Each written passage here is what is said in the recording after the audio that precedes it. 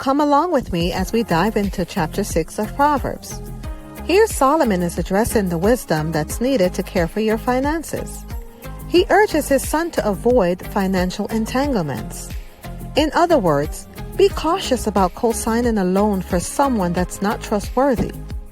And he says at some point, if you realize that you have gotten yourself into a bad situation by co-signing, he said, try your best to get out of this situation, even if it causes you humiliation.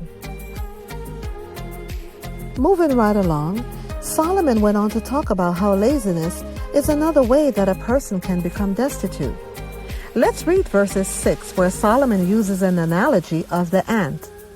It says, "Look at the ant, you sluggard one. Observe its ways and be wise." You see, the ant has no commander, no overseer or ruler. They labor hard all summer, gathering food for the winter. Verses 10 reads, "A little sleep, a little slumber, and then poverty will pounce on you like a bandit. Scarcity will attack you like an armed robber." Now let's shift gears a little. The Bible points out that a wise person will refuse to stir up trouble. But if you're a person that's considered a troublemaker, you'll most likely encounter a lot of issues in life. It then goes on to list some of the things that God detests, which are eyes that are arrogant, a tongue that lies, hands that murder the innocent, a heart that hatches evil plots, feet that race down a wicked track, a mouth that lies under oath, and a troublemaker in the family. The sins that are listed here describes someone who loves to create chaos and hate amongst others. Solomon's advice to his son is to abide by your parents' teaching. More importantly, he says, tie them upon your heart forever. Fasten them around your neck.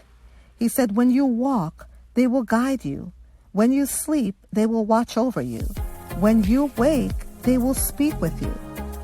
Solomon says these commands are like a lamp, and this teaching that he is providing is a light.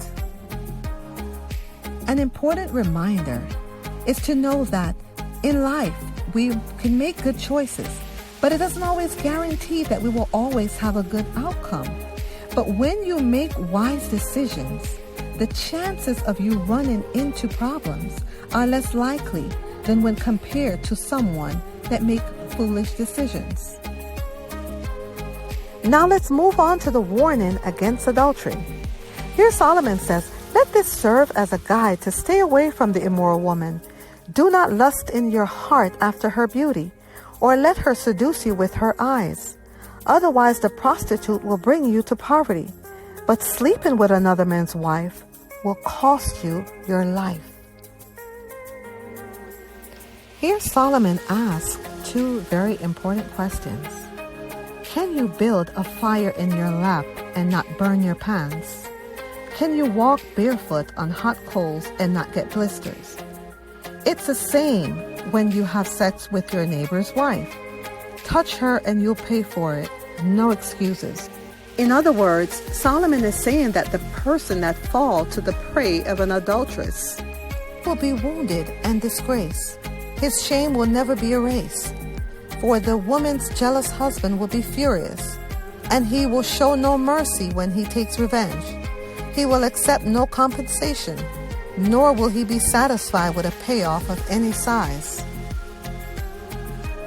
Now, as we wrap up chapter 6 of Proverbs, let's see what we've learned so far. Number 1, we are told to be careful of taking on the financial burden of others, because it can leave you in financial ruins. Number 2, we learn about the honor of hard work. Number 3, we saw the warning against being lazy. Number 4, we learn about the destiny of the wicked man. Number 5, we learn about the 7 things that God hates. Number 6, we learn about staying away from the seductress because it causes harm. And number 7, finally, we learn about the chaos and the destruction that adultery brings. That's all for now. See you next time. Bye.